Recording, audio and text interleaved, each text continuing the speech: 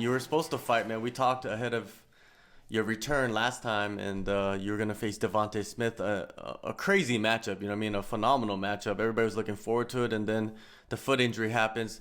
Take us through what exactly happened and how serious was it? Well, basically, I was in training camp just like any other day, sparring. My teammate didn't have a mouth guard in, and it was just kind of like a freak accident. I went for a teep to the face. It landed. The bottom of my foot, where my pinky toe is, went into his mouth, and it impaled the bottom of my foot. So I had to get like 3 stitches onto it, and it was pretty deep, so I couldn't walk for about 3 weeks. Because the healing process was took a little bit longer than expected. So that was the reason I had to pull out for the fight. Otherwise, I would have been good to go. I would have, if it was just like a sprain on my toe or something, I would have fought. But unfortunately, stitches and not being able to step on my foot was a good enough reason for me not to take the fight, unfortunately. But I was out for about a month almost, and then 3 weeks officially was off my foot. And then on the last week, I basically was able to start moving around. I still had a little bit of minor pain, but now it's all good. It's 100%, and there's no issues there anymore. How was that dealing with a cut on the bottom of your foot, which is not even that big, but you need your foot to do anything in training, anything? How was that? Dude, it was like the most painful thing ever, man. I've had a lot of stitches before in the past. Uh, you know, not just from fighting, but just as a kid, eating, falling, and hitting your head on stuff or whatever. Uh, so like, stitches, just stitches anywhere else is okay, but man, the bottom of your foot is no joke. When they had to clean it and everything, is just the most painful thing ever, man. And you can't even put your foot down because the blood rushes down, and it starts to hurt, starts to throb. Like every time you feel your heartbeat, it'll throb there, and you can feel it. It's really painful, man. And it was a lot more painful than I thought it was gonna be, but uh, we're all good now. So good to go, man. Ready for another epic battle matchup that they set up for me. Yeah, it's crazy how like something so minor can have a huge effect on your preparations and of course your performance if you actually did fight. Because I don't know, when I hear certain things, like a guy like say, oh, in the last part of camp, I didn't even run for the last 2 weeks. I'm just like, man, how did you even like do that? How did you even make weight? You know what I mean? Like it's a mystery to me. No, it's absolutely true.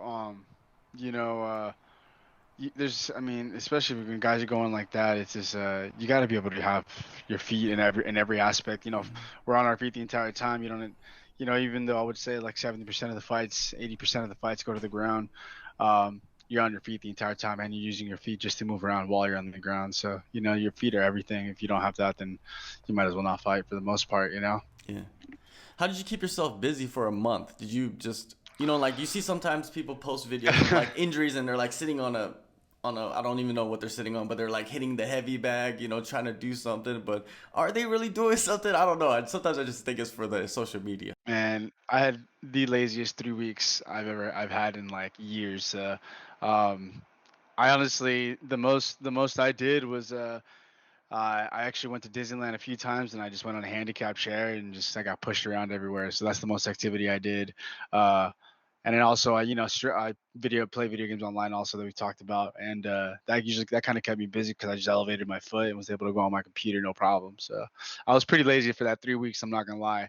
Um, but I was coming off of camp anyways, so to me it was just like if I got injured during the fight, it probably would have been out, for whatever sentiment of time, depending on what happened. How is the Twitch channel going?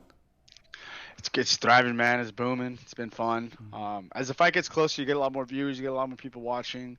Uh, so that's always been exciting. It's always more exciting for then.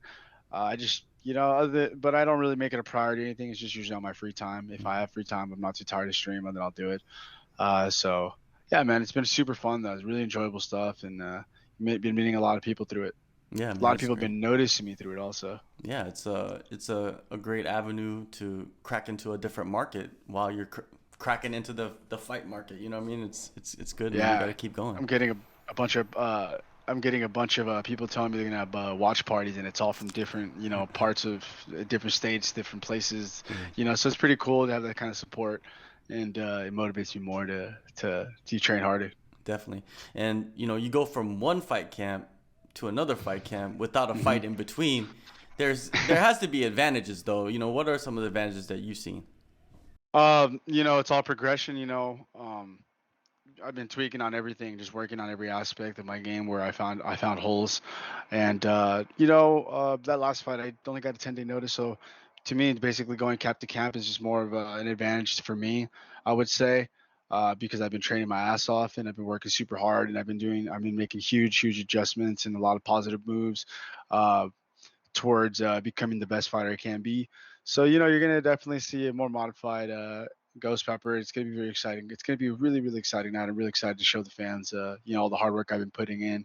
And who knows, man? It might be a quick finish or it might be a 2-3 round fight. Who knows, man? Training camps, man, they're always described as hard, difficult, and I think we glance over that too easily. What are the hardest days for you? What are the worst days in camp for you? I think the people, like fans, need to know like what you guys have to go through. Today was actually my hardest day I've had out of my entire camp. I kind of overworked myself after training, because I'm training 2 to 3 times a day, Monday through Friday. Sunday I'm resting, and then, Sunday yeah, I'm resting, and then Saturday I'm still getting a track day now. So I'm doing nothing but hard work. Like I said, 2 to 3 days. So mornings I'm training MMA from 9:30 till 11:30 to 12. Then I'm leaving that, coming home, resting, and then going out and doing some conditioning, cardio. And after I'm finished with that, at night I'll go do some jujitsu. So it's Monday through Friday with that type of schedule. And then I have strength and conditioning Mondays and Thursdays, which is now Thursdays and Saturdays, because Saturdays are now my track days, and we get the heart rate going like crazy. So it's just been I think today was probably one of the hardest days, man. I did a little extra work after training, and then I felt it kind of drain me today during strength conditioning. But hey, man, uh, you feel this pain now, and you feel this kind of like this like this inner desire to just make yourself work hard, as hard as you can, and come the fight day, it'll be a lot easier when you are only fighting for 15 minutes, so you're prepared for everything and anything. Yeah, it's so wild that fighters prepare for 8, 10 weeks and they only fight at the most 15 minutes. It's just like it's hard to understand, right? Like if you don't watch the sport, even if you watch the sport, it's hard to understand Mhm. like how that works out. You know what I mean? Like usually Yeah. I don't know, man. It's just It, it it, blows it my is mind. mind blowing, man. Yeah. Like my circuits are all involved 15 minutes right now, and they're miserable. For strength and conditioning, so it's like, and then like they're miserable in a good way. I'm not like miserable like I'm freaking dying or anything. It's just miserable as like it's hard, man. It's hard work. You know, um, we're working the crap out of ourselves, behind closed doors, just to show, like you said, man, 15 minutes, just 15 minutes of fame, 15 minutes to get a highlight reel, 15 minutes to show people what you got, to be entertaining at the same time, on top of winning the fight. So it's a lot to it, but we know what we signed up for, and those 15 minutes are probably like the best 15 minutes that we could feel as a fighter. It's when we get to let go of everything, just have fun and enjoy ourselves. So those 15 minutes of fame is just it's worth it for all the hard work. Now let's talk about your opponent coming up, Terrance McKinney. You go from one spectacular matchup to another, man. It's not like you went backwards or anything like that. You know, he has Yeah. some hype, and even he has some momentum, even coming off a loss. You know what I mean? People are big on him. What is your breakdown of him and his skill set? He's very explosive. He's very fast. Um, he's got a lot of highlight reels, a lot of first round finishes. Even after his last fight with Judober, it kind of exposed where he's at. Even though he's coming off even though it was a short notice for him, he was still coming off a fight the month before, so it wasn't too much of a short notice if you ask me. He was more than prepared to fight another fight, considering how fast he won his last fight. Um, so to me, that's a lot to look for. He's good wrestling. I don't see his jiu-jitsu being the greatest. I think he's just very strong, very, very explosive, powerful, and I think he's gonna depend on that, man. He's very stuck on this highlight kind of train going where he wants to finish everything in the first round. He wants to get in, finish as fast as possible. I get it. We're all fighters. We all want that highlight reel, and that's what's gonna create a great fight. It's gonna be a fight of the night for sure. But I'm a full camp this time, and the last fight that I had didn't go my way, unfortunately. But it happens. It's part of the fight game. It was my first time ever being knocked out of the 20 fights I've had in my career. If you watch any of my fights in the past, always exciting. I've always been a main event. I've always drew the crowd.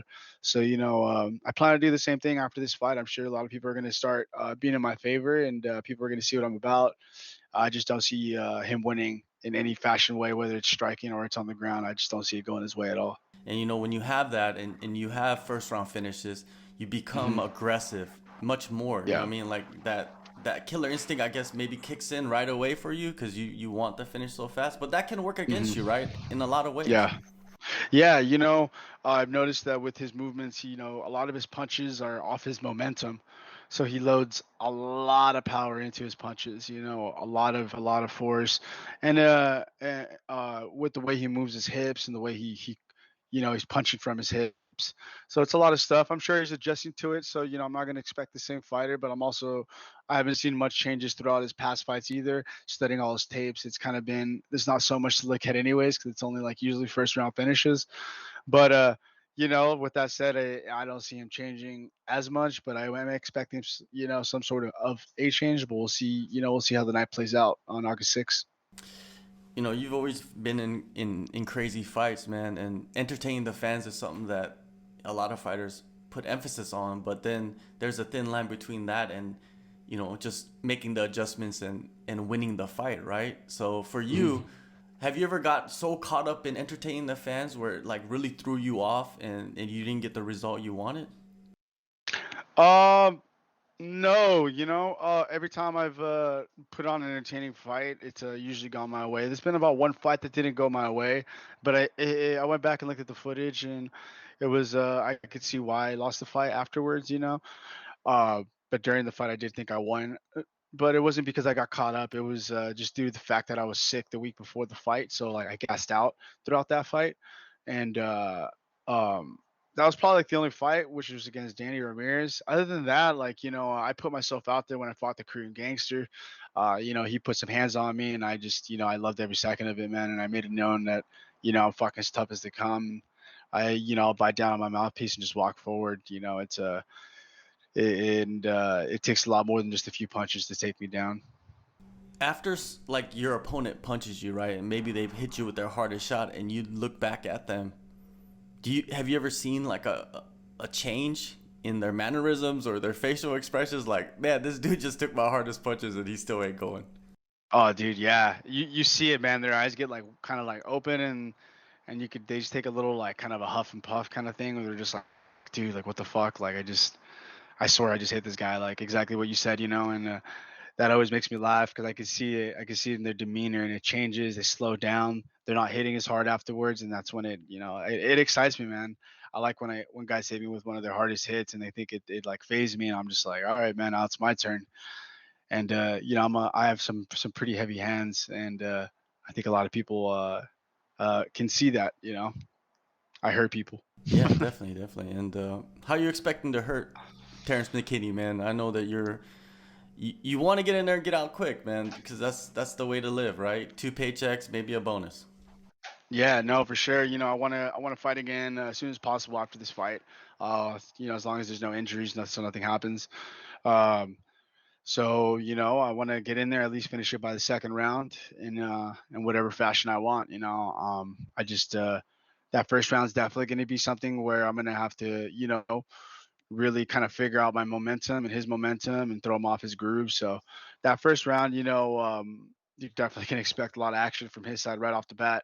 But I'm going to be patient, and I'm going to be take my time, and break him down little by little, and then just finish him when I want. When I see the opportunity, I'm going to go for it. I'm not going to say it's going to be a TKO or sub or knockout.